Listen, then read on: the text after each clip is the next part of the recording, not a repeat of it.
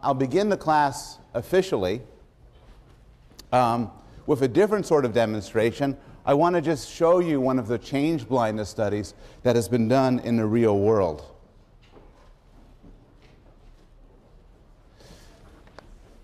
And these videotapes are not available publicly, but you get them from the web and see them as little JavaScripts. So this is one of the first studies done by Dan Simons when he was at Cornell. And his advisor at the time was our Frank Kyle, who's now in our department. So here's the study.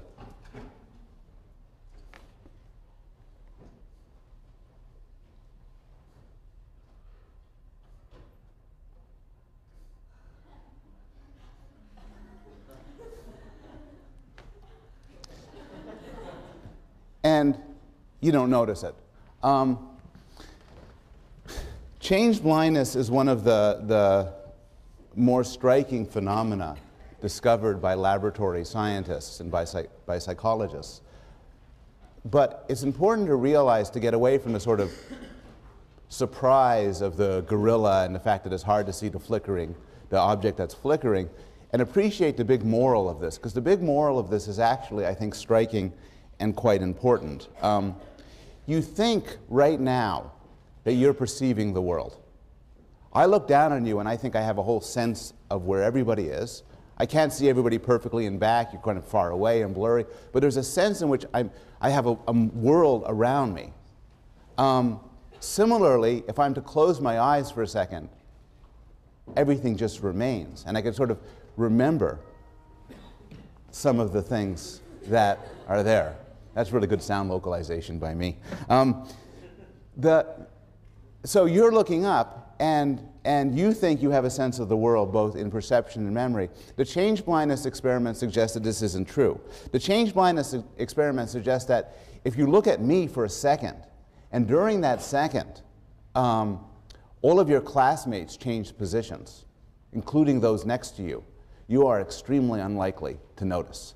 The change blindness experiment suggests that if you turn your eyes away from me towards there for a second and turn back, and I'm dressed entirely differently, you wouldn't notice. The exceptions would be if you told yourself consciously, remember what this guy's wearing. He's wearing this, that, and another. But if you don't do it consciously, you'll lose it. And usually, this is okay. Usually it's okay because your memory and your visual system exploits a basic fact about the universe, which is that most things stay the same most of the time. I don't have to explicitly remember that you're over there when I turn my head for a second, because you'll be over there in any case. You don't need to hold precise representations of the world. And so you only notice it in certain clever circumstances. One sort of clever circumstance is when psychologists change reality, as in the change blindness studies. A second sort of circumstance is in movies. So one of the big surprises when people started making movies involving cuts was it is extremely difficult to get everything continuously right. And you need to work very hard to notice. So there's all these continuity errors that creep up into movies. And you have to be a film buff or writing it down to even notice this. And the overall moral here then is that your perception of reality is a lot more sparse, a lot more limited than you might think it is. So this is where we were at the end of last class. We were talking about the different sorts of memories. Sensory memory, which is the sort of fraction of a second of sensory residue, what you're hearing and what you're seeing. Working memory, short-term memory, and then long-term memory. And we talked last class about how things get into sensory memory, into working memory, the role of attention, and in fact the change blindness studies are actually just studies of how something gets from your senses to your consciousness, and what does and what doesn't. Now I want to move to the distinction in working memory, short-term memory, and long-term memory. Now, the obvious distinction is actually just, in fact, is storage differences. So long-term memory, or LTM, has a huge storage capacity. This is your memory like the hard drive of your computer. This is the memory you walk around with. It includes all the words in English, just for example, 60, 80,000 words. It includes everybody you've ever met, languages, faces, stories, locations, nursery rhymes, songs, TV programs. Nobody knows the storage. It is not true that you remember everything that has ever happened to you. There's no reason to believe that this is true. At the same time, though, you have a huge amount stored in your brain in long-term storage. And nobody actually, it has to be limited because it's a finite, limited brain. But nobody knows how big it is. Nobody knows how many terabytes you carry around in your brain. But it's a lot. Compare this to working memory, to short-term memory, which is actually very limited. Your memory of what you could store on, what you could hold in consciousness right now is quite limited. Here is an exercise. Do not write these things down. I want you to remember them. I'm just going to give you a few numbers. 14, 59, 11, 109, 43, 58, 98, 487, 25, 389, 54. Please write them down.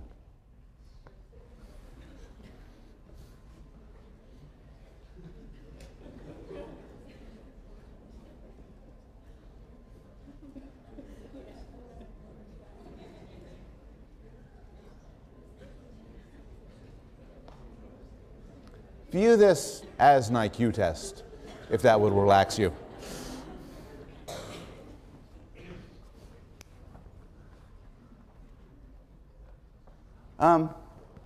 How many of you who decided to participate in this experiment got 3 or less? Good, good. 4, 5, 6, 7, 8, 9 or more. Anybody get all 11? This is a particularly difficult memory task. The numbers are meaningless, and I forgot to tell you to get your pen and pencil ready, so some of you just glared at me. But under normal circumstances, the cognitive psychologist George Miller said that suggested that the standard memory storage of short-term memory is 7 plus or minus 2. And what that means is anywhere from 5 to 9, roughly. Some of you, I bet, can beat that. Some of you, on a not-so-good day, maybe won't make it that much. Now, 7 plus or minus 2 is so that's what you hold in consciousness. You know, I'm telling you, 1421. Walk around. Okay, 1421. You hold that in consciousness, no problem. But I throw 11 numbers at you, you can't. Some dribble out. You can't hold that in your conscious window in your short-term memory. Now, this raises the question, 7 plus or minus 2 what? And the answer seems to be what George Miller calls chunks. And a chunk is a basic memory unit, something you think of as a single individual entity. So suppose you see the string of letters, L-A-M-A-I-S-O-N. If you don't know, if you can't form these into words, and you have to remember them, these are 8 chunks. You have to just pick them up separately. On the other hand, if you break them up into 4 words, you could just remember it as 4 chunks. And if you break it up into 2 words in French, la maison, the house, it could just be 1 or 2. How much you know affects how much you memorize, how much you could store in memory, because it affects what counts as a basic unit of memory. And there's all sorts of examples of this. If I tell you 11011001010, those of you who don't know binary numbers might have to remember that as 1100, whatever I said. Those of you who are computer scientists or mathematicians, or for whatever reason know binary numbers, could convert into a single binary number, Anybody know what the number is? No, I cannot say it again. Some number, 24. Not 24. Some number 24, and then you remember 24. It's easier. Suppose you see a chessboard, and a chessboard is set up, and you don't know how to play chess. It is murderously hard to remember that. They've done the experiments. They've taken people in the lab who don't know how to play chess. They set up a chessboard, and then they say, okay, look at this for 5 minutes. Looks at it. Then they take it away, set it up again. And it's murderously hard. You know, there's a horsey thing on the side there and everything. But if these chess pieces are set up in some way that's logical for a chess player, then a chess master could look at it and remember it in a glance. Oh, it's the Fibonacci defense, or something like that. And then immediately recover it. Similarly, football coaches have been tested on their memories of football diagrams. And they have like a photographic memory for football diagrams because it corresponds to things that make sense. Architects could have a photographic memory, a perfect memory for floor plans because it makes sense to them. They understand it. And so the way you store things in memory, and this is a theme we're going to return to when we get to long-term memory, depends in a large extent on how much you understand it. And this shows up in expertise effects. Now, this is what's happening so far in short-term memory, how much you hold in there. The question is, how do you get it into long-term memory? So you have long-term memory, your major storage system. How does information get from your consciousness to long-term storage?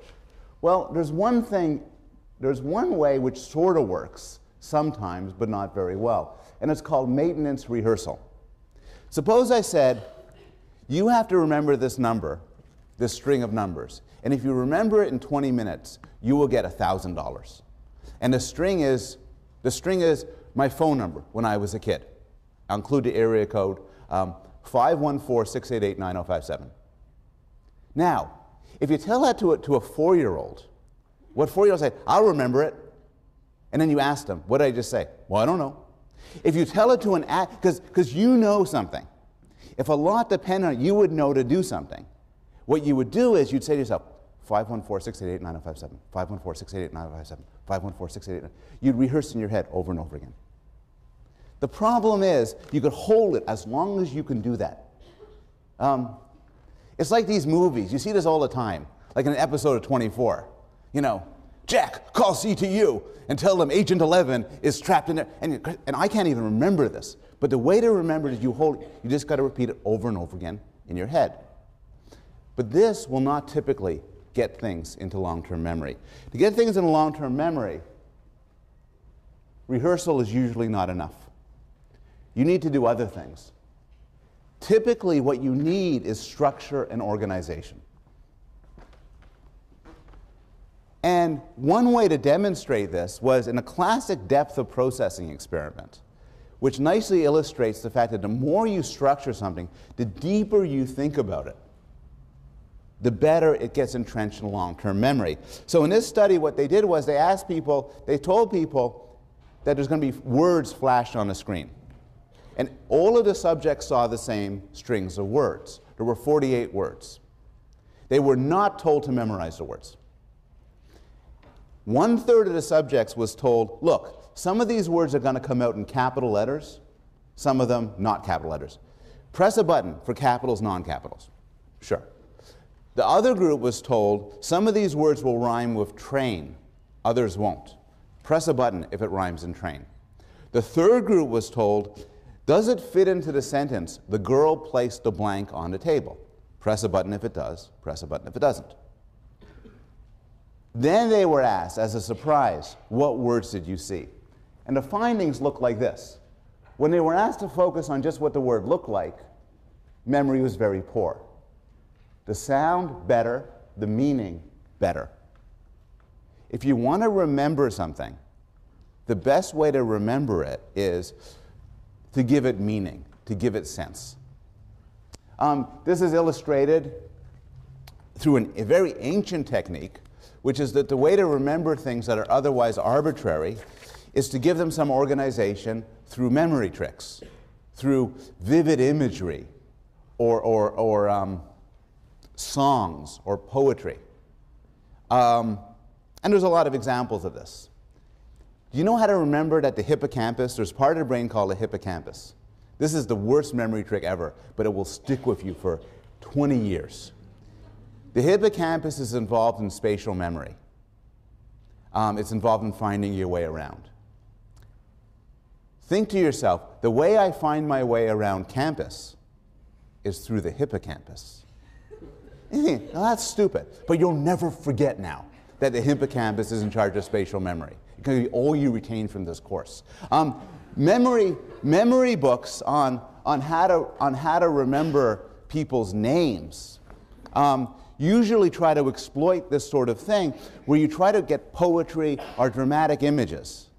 So that memory books always typically involve somebody, like you meet somebody with very spiky hair and they say, my name is Mr. Fish. And then you remember, you think of a big fish impaled on their hair. And then whenever you see them, you remember their name. It only really works for names like fish. But the idea is you try to generate vivid imagery. When stuck with a situation where you have to remember 10 letters, turn it into a song, or a dirty poem, where each of the letters is the first words of it. When having to remember something that seems totally arbitrary, try to figure out a grand and obscene image that will come to mind easily. And this is how, these are one way to get things into memory. At a deep level, though, the way to get things into memory, and this applies to this course no less than anything else, is by understanding it. I'm going to read you something, and I want you to try your best to remember what I tell you. These are not going to be strings of numbers. This is going to be a series of sentences. A newspaper is better than a magazine. A seashore is a better place than the street. At first it is better to run than to walk. You may have to try several times. It takes some skill, but it's easy to learn. Even young children can enjoy it. Once successful, complications are minimal. Birds seldom get too close. Rain, however, soaks in very fast. Too many people doing the same things can also cause problems. One needs lots of room. If there are no complications, it can be very peaceful. Finally, a rock will serve as an anchor. If things break loose from it, however, you will not have a second chance. And here's what I said. This is murderously hard to remember. Now try it. Knowing what this is about, being able to put a context to it, helps the memory and helps it come to mind. Okay. So this is about how to get memory, how to get information into your memory. How do you get information out? So, you know, it's exam period. You got the stuff presumably into your head. You have to get it out. You have to retrieve it. There's a court case. You have to figure out, you have to recount the crime that you witnessed. You see somebody and you want to know his or her name, and you heard it. You just have to get it out. Well, how do you do that? Well, there's retrieval cues. Retrieval cues make sense. Retrieval cues are just things that have been associated with what you're trying to remember. If I have to remember to replace the windows, when I walk into my living room and see that a window's cracked, that will remind me to replace the windows. If I had a lunch date with you and forgot about it, when I see you, I go, oh yeah, we were supposed to get together to have lunch. Retrieval cues bring things back. But it's a little bit more complicated than that. There's a more general relationship between encoding and retrieval called the compatibility principle. And what this means is you're much better to remember something in the context in which you have learnt it. And this is also known as context-dependent memory and state-dependent memory. It's illustrated by one of the strangest experiments in the history of psychology, where they had people on a boat, And then they had them scuba dive underwater. And they taught them things either on the boat or underwater, like with things that they held up. And then they tested them later. And it turns out that you'll remember it better if you're tested on it in the context in which you learn it. And it might be because then the retrieval cues help bring it back. But it's more general than that. If you have to remember something you learned in this class, you will do better if you try to think about the room in which you learned it in. You will do better on your final exam if you were to take it in this room than if you were to take it in another room. Because being in this room will bring back the cues. It's not just the environment. People who learn things when they're stoned remember them better, keeping stoned at a sort of a low level that doesn't disrupt other mental activities, remember them better when they're sort of stoned again than if they're non-stoned. Similarly, so if you study while you drink, you should tipple a little bit before coming into the final exam. It's sort of like a what happens in Vegas stays in Vegas sort of result. And so similarly, it even applies to moods, in that if you learn something when depressed, you have a slightly better recovery of it when you're in that same mood of depression than when you're elated.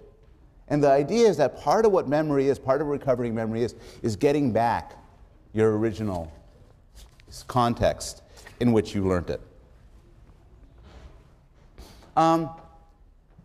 Elaborative rehearsal and retrieval involves the connections between different things. Elaborative rehearsal is that the more you think about something, the easier it is to remember. If you have to think about, if you have to remember something, try to connect it to as many things as possible.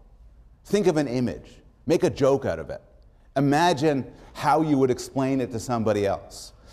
Imagine how what the world would be like if it wasn't so. And the idea is that this sort of thinking about it makes connections in your memory from that thing you have to learn to other memories, and so makes it easier to recover. Elaborative retrieval refers to a finding that when you want to get something back out of memory, people tend to give up too soon.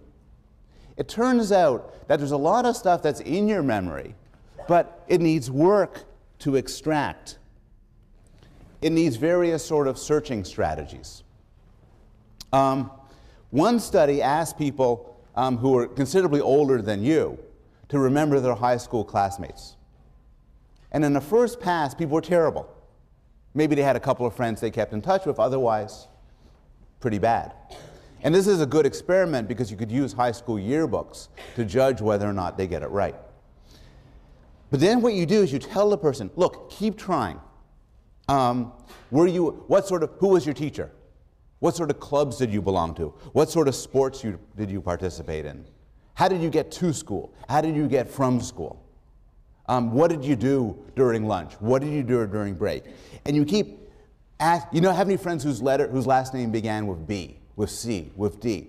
And you keep pushing and pushing and pushing.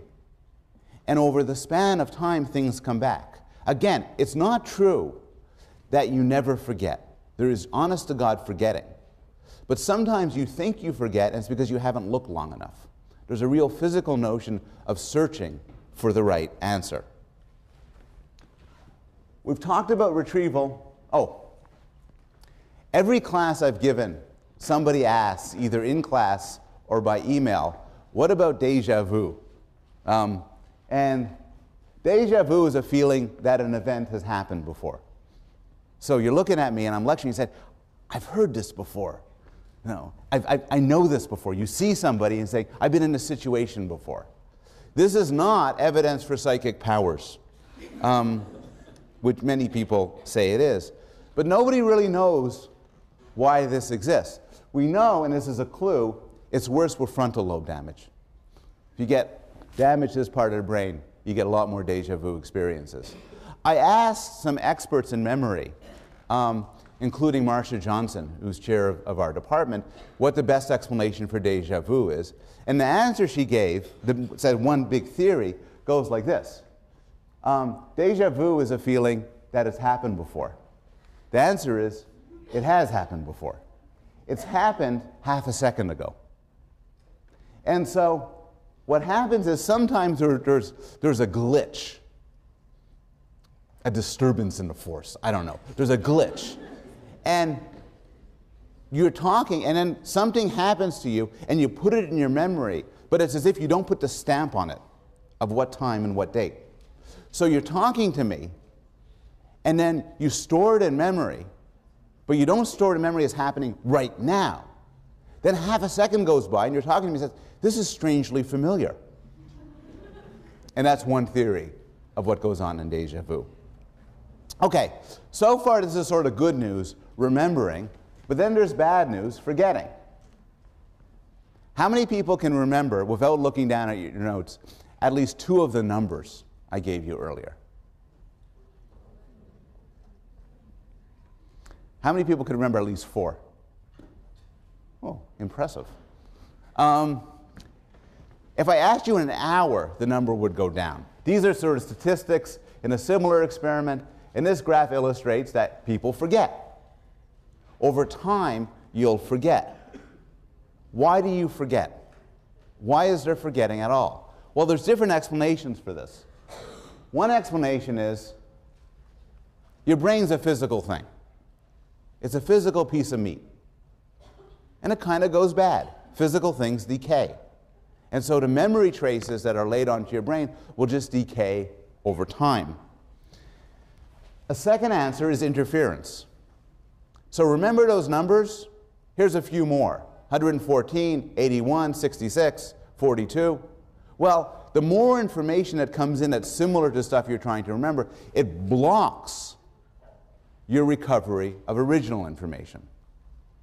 So your ability to remember something can be impaired by learning more things which are related to it because they get confused in memory.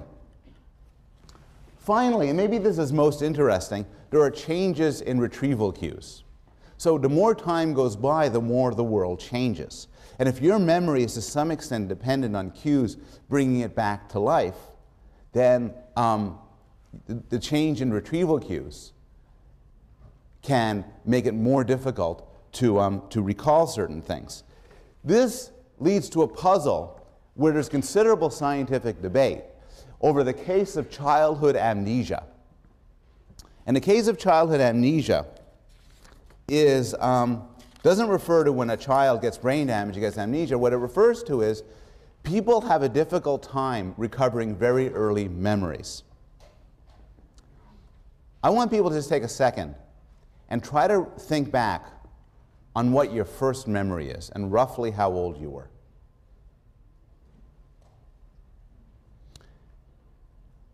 How many people don't think you have a first memory until you're about 5 years old or older? Okay. How many people think you have a first memory of around age 4 or younger? How many people think you have first memory of around age 3 or younger? 2 or younger? How many of you think you have a first memory when you were about 1 year old or younger? And I'm not asking about past lives. That happened last year. How old is roughly your first memory, you think? How old? Between 1 and 2? Anybody think they could beat that? Same guy? Yep. 1. Anybody else? The literature is unclear on this because it's very difficult to test people's recollections of their first memories. If I'm to ask people about their first memories, they'll often say, oh yeah, I remember I was in this room and there was a crib and I went gaga goo goo. And I was on a potty, I was walking, I was so cute. I remember it. It's very difficult to tell, and as we'll discuss in some detail, there are a lot of reasons to distrust people when they, not that they're lying, but to distrust the accuracy of people's memories. We also know from studies about trauma where people have terrible experiences when they're 1 or 2. Typically, this trauma is not remembered later on. People know of trauma because they're told about it, but they don't typically remember it with any accuracy. Even children, older children, don't remember back beyond that age. Nobody knows why childhood amnesia occurs. Nobody knows why it's very difficult to recover memories before about the age of 3. One theory is that the retrieval cues change radically. I had a friend of mine who's a clinical psychologist, and he suggested a new form of therapy where they make these giant tables and chairs, and then they bring you into the office, and you're standing at these giant tables and chairs, and all these memories of being a baby would come flooding back. And he dropped out of the field. And really, but it's such a cool idea. Some people think language is to blame. So a child, a baby, starts out with no spoken or sign language. Language comes to be learned at around 1, 2, and 3. And it might be that the learning of a language reformats your memory. And once the memory is reformatted, it can't go back to the previous state prior to language. In the end, it could be neural maturation. It could be that there's memory parts of the brains grow around age 2 or 3 that just weren't there prior to that. And nobody really knows. It's a fascinating research area why about memory changes early on. Another case of memory failure is brain damage. And brain damage comes in a couple of flavors. There is retrograde amnesia. Retro for past. Retrograde amnesia is when you lose some memory of the past. This could be in a case where you get some sort of head trauma and you lose memory of your entire episodic memory. But typically, if you have any sort of serious accident that involves you losing consciousness, you'll have a blackout of some period prior to that, say, blow to the head. And the reason for this is, as you're having these experiences now, they need to kind of get consolidated into your brain. Your brain needs to rewire and catch up to the experiences you're having. A sudden blow to the head will knock you unconscious, and then the memories that have happened immediately prior will not get consolidated, and they'll be lost forever. Another sort of memory is anterior grade amnesia. And this was the case of, this happens in Korsakoff syndrome. It happens to a very famous patient known as HM, who actually lives in Hartford, Connecticut. And it happened to Clive Wearing, the film you saw last class. And this sort of amnesia is a sort of amnesia where you lose the abilities to form new memories. And so you live in a perpetual present, unable to accumulate new memories. But it's actually a little bit more complicated than that. What happens is, and this was an exciting discovery about these patients that led to some real insights about normal memory. What happens is, and this is the brain damage in these cases, the temporal lobe and the hippocampus, very useful for spatial memory, you'll know. One discovery made about people who couldn't form new memories is that they could form new memories, but of certain types.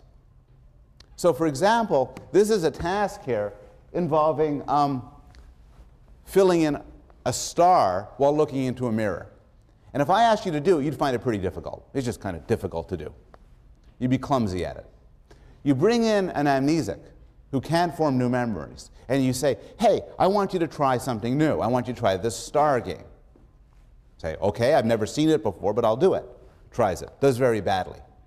You bring him in over and over again. Each time he does it, he starts off by saying, I've never seen this before. I'm sure I'll give it a try. But he gets better and better at it. And this is known as implicit memory. The claim is that in these sorts of cases, you lose the abilities to form explicit conscious memories that you're aware of, that you understand, but some sorts of memories persist, and you are able to form them. This has actually been illustrated in a couple of dramatic movies. One of them, a very bad dramatic movie, where Drew Barrymore loses the ability to form new memories and somehow falls in love with Adam Sandler. Definitely don't watch that. But a very good movie called Memento, which is about a character who loses his ability to form new memories while trying to track down his wife's killer. Memento is a movie which is fascinating because it's told backwards. But throughout Memento, there's another story told forwards. And I like this story because it very dramatically illustrates what does and what is and is not impaired in cases of severe memory damage. So I'm going to show you a couple of clips that illustrate the dissociation from Memento. Those of you who've seen the movie know that this ends up quite tragically for Sammy. Highly recommend the movie. We've dealt right now with two sorts of failures of memory. One is everyday failure of memory, when you forget. How many of you remember 3 or more of the numbers I originally presented? Yeah? Go ahead. 14, 59, 11. Is that right? Yeah. Fine. 9. I'm going to ask you again in a month. Well, people are supposed to forget. And some things you will forget. That's normal forgetting. A second case is forgetting due to brain damage. Forgetting due to brain damage is exotic and unusual. But it's interesting in that it illustrates some more general themes about how the mind works. Remember, one theme of this course is we're going to look at exotic cases, like the case of Clive Waring. Not just because they're interesting in their own right, but sometimes by looking at the extremes, we could learn something about how normal people's normal intact minds and brains work. The third case of forgetting is more interesting, and it actually, well, I want to do a little trial here. What I want to do is I want you to listen to 3 children describe an event that happened. I want you to come to your own guess. Imagine you were a judge. You were a child care worker. You wanted to see, I want you to come to your own guess about who you believe and what you think happened. You've heard 3 children. Who do you believe? Who believes, there's 3 of them, 1, 2, 3. Who believes the first one? Who believes the second one? Who believes the third one? Sort of an even split.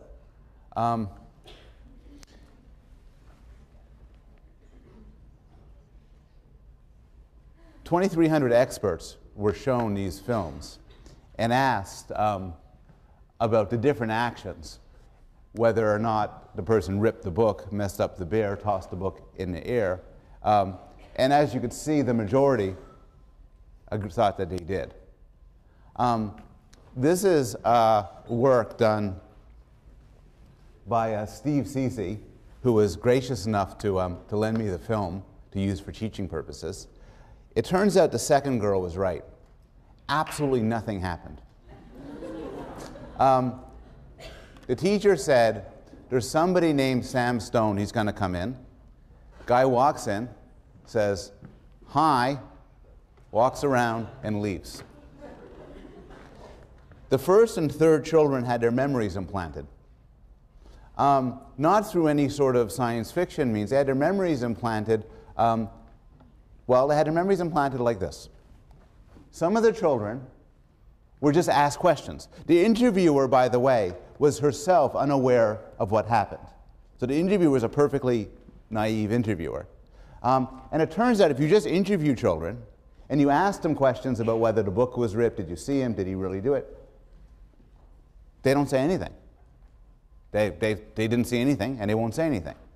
Other children were told about Sam Stone. They were told a stereotype about Sam Stone, that he's very clumsy, and he tends to rip things, and he trips, and he breaks things, and he spills things. And in fact, a third child mentioned that in passing, said he always does that. Just knowing this about Sam Stone tends to raise the proportion of kids who say, for instance, that he ripped the book. Other children were given suggestions. They were given suggestive questioning. They were a series of leading questions. Like, oh, Sam Stone came in. Did he rip a book while he was there? And still more children got both. And in fact, the children you saw were from this group. They heard Sam Stone being described as a clumsy fellow, and they were given a series of suggestive questionings. In this condition, they were given several suggestive questionings over the period of several months. These children, like the first child and the third child, are not lying. They honestly believe that Sam Stone came in and did these things. Also, they believe it, and they're so convincing in their belief that experts, including police officers and child caseworkers and judges and lawyers, find these children to be extremely believable. And I think they probably find them to be extremely believable because the children are not lying. They really believe they saw what they saw. But these memories were implanted. And Cece and many other investigators study how memories can be implanted in people's minds through suggestion and through leading questions. It turns out that the same sort of experiments and same sort of research has been done with considerable success in implanting false memories in adults. There are dramatic cases of people remembering terrible crimes and confessing to them when actually they didn't commit them. And this is not because they are lying. It's not even because they're in some obvious sense deranged or schizophrenic or delusional. Rather, they have persuaded themselves, or more often been persuaded by others, that these things have actually happened. Psychologists have studied in the laboratory how one could do this, how one can implant memories in other people. And some things are sort of standard. Suppose I was to tell you a story about a trip I took to the dentist, or a visit I took to, or a time when I ate out at a restaurant. And I'm to omit certain details. Like I omit the fact that I paid the bill in a restaurant. Say, oh, I finished the meal and then I went home. Still, you'll tend to fill in the blanks. You'll tend to fill in the blanks with things you know. So you might remember this later saying, oh yeah, he told me he finished eating, paid the bill, and left. Because paying the bill is what you do in a restaurant. This is benign enough, you fill in the blanks. You also can integrate suppositions made by others. And the clearest case of this is eyewitness testimony. And the best research on this has been done by Elizabeth Loftus, who has done a series of studies, some discussed in a textbook, showing how people's memories can be swayed by leading questions. And it can be extremely subtle. In one experiment, the person was just asked, in the course of a series of questions, shown a scene where there's a car accident, and asked either, did you see a broken headlight? Or did you see the broken headlight? The presupposes there was a broken headlight. And in fact, the people asked, did you see the broken headlight, later on are more likely to remember one. It creates an image and they fill it in. In another study, she would show film segments and then ask, did you see the children getting on the school bus? Now there was no school bus. But people who hear that question later on when asked, did you see a school bus in the film, are more likely to say yes. In another study, she would show people film segments and ask them either, how fast were the cars going when they hit each other? Or, how fast were the cars going when they smashed into each other? A week later, she'd bring people back into the laboratory and ask, did you see any broken glass? Those who hear smash tend to see the broken glass more than those who hear hit, because the question has changed their memory, making it more of a dramatic event. Hypnosis is the clearest case where where there's a sort of reconstructive effort led as a result of leading and probing questions. Some of you are readily hypnotizable, and you can be hypnotized. And what we would learn about a past event from hypnotizing you will not necessarily be inaccurate. What hypnotizing does is it makes people very willing to cooperate. Unfortunately, it isn't as if there's a memory storage there where you could just go through and look, as in the movies where you just say, what's the license plate? The person's hypnotized, and then the flashback comes in, and then they zoom in on the license plate. Memory doesn't work that way. What happens is, what somebody will do in a hypnotizable state is, they'll be very eager to please the hypnotist, and so they'll make stuff up. And people under hypnosis just make stuff up, and they do very enthusiastically and very believably make stuff up. This is particularly the case with hypnotic regression, when we ask you to go back to your 6th birthday party, for instance. And what's great as a developmental psychologist is, if I ask you to go back to your 4th birthday party, and you're hypnotizable, you'll be just like a 4-year-old. Except you won't be like a real 4-year-old. What you'll be like is an adult's notion of what a 4-year-old is supposed to be. In fact, this has happened in an extreme case with hypnotic regression, where people claim to speak languages like from ancient Egypt. And linguists love these studies because of course, you don't really sound like you're speaking a language from ancient Egypt. What you sound is like a North American who believes he's speaking a language from ancient Egypt. So, and so what it makes you is, hypnotism brings out the actor in you. It makes you want to give a persuasive account of what happened. And so hypnotism is just an extreme form of what normally happens in eyewitness testimony. Repressed memories. We could devote a class, we could devote a semester to the very heated debate in the United States, mostly, about repressed memories. There are many adults who have claimed to have experienced traumatic sexual abuse. In some cases, this is unexceptional from a memory point of view. People know this happened to them. They've always known it happens to them, and then they tell people about it. But there's a subset of cases where people have had no memory up to a point of what happened to them. Then they go to a psychologist or psychiatrist. They undergo questioning, often using hypnotic techniques, and then they recover a memory of past traumatic sexual abuse. And what makes this so debatable, and there is a debate about this, I don't want to try to preclude it one way or another. What makes this debatable is some psychologists believe that in at least some cases these memories are real, and they have been repressed through a Freudian mechanism that they're too terrible to bring to consciousness, and the therapy brings them out into real life. But most psychologists believe that these memories cannot be trusted, that these memories are created through the actions of the therapist. And so there's actually considerable psychological and legal battles over the veracity of the therapist, where women who have claimed to have be sexually abused, for instance, have pressed criminal charges against their fathers on the basis of false memories. Similarly, people who have been accused of sexual abuse have pressed criminal charges against psychiatrists, claiming that these psychiatrists have implanted the memories into their sons and daughters. It is controversial whether memories are ever repressed.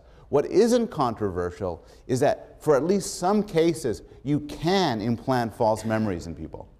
Not because you're a sinister or evil person, but because you really believe something happened and you talk to them about it, and then you cause these memories to come into being. A final case is flashbulb memories. I asked this early in the semester, I'll ask it again. How many of you remember where you were on September 11, 2001? Is there anybody who doesn't remember where they were on September 11, 2001? It would be interesting. It's a socially relevant event. But here's the problem with these flashbulb memories. Flashbulb memories are the idea that these memories being so vivid, and they are vivid for many of us, exactly where we stood, what happened. Well, they can't really be trusted. And here's why not. Because they're such important events, I bet many of you have actually heard the question before, where were you on September 11th, and talked about it. What happens in these conversations is stories change. I have my event, I knew where I was on September 11th, my wife knew where she was, but I spent as much time listening to her talk about it as I spent time me talking about it, and now maybe my memory is actually of her experience and not mine. It's not, for all of these cases, the temptation you have to resist is saying, yes, I know memories can be swayed, I know they could be distorted, everything, but you see, I really am sure that happened. You have to resist that temptation because there are so many cases we know, including the tape of the girls that we just saw, where people are entirely sure things happened and we know full well that they didn't exist. Being sure is no guarantee that a memory isn't false, reconstructed, or even implanted. So this part of memory has three main morals. There are many types of memories.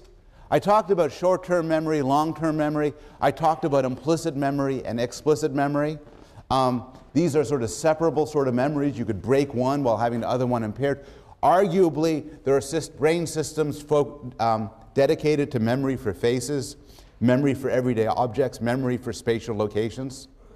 The key to remembering is organization and understanding. Introduction to X courses, including Introduction to Psychology courses, are among the hardest courses at Yale.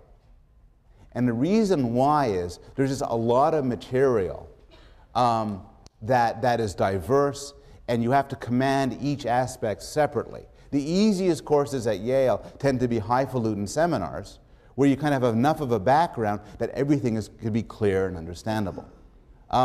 The more you understand something, the easier you'll remember it. And finally, you can't trust some of your memories. Your reading response for this week is you have to use your powers for good and not for evil. Though if you manage to succeed at this, I will be very impressed. But you have to describe, based on the lecture materials and the readings, how to implant a false memory.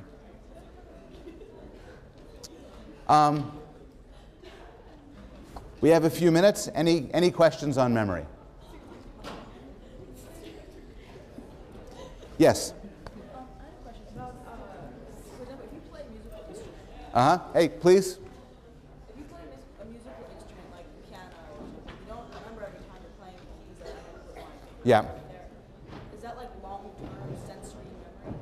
The example is, what sort of memory is it when you know how to play the piano? And it's a very good question. It is long-term memory, because you might know how to do a concerto or a song, and you have it stored in your head. You carry it around with you. You'll remember it a year from now, 2 years from now. It is long-term memory, but it is also an excellent example of implicit memory, because you know how to do it, but you could do it unconsciously without attending to it. It's not sensory, but it's as if, put it crudely, that your fingers know and not your mind. We have time for one more question. Yes? The question is about photographic memory. There are a lot of claims about photographic memory. My understanding is they do not tend to be substantiated. Sometimes photographic memory, and this came up when we talked about autism a few classes ago, is linked with savant-like skills. People have severe impairments in some ways, may have photographic memories in others.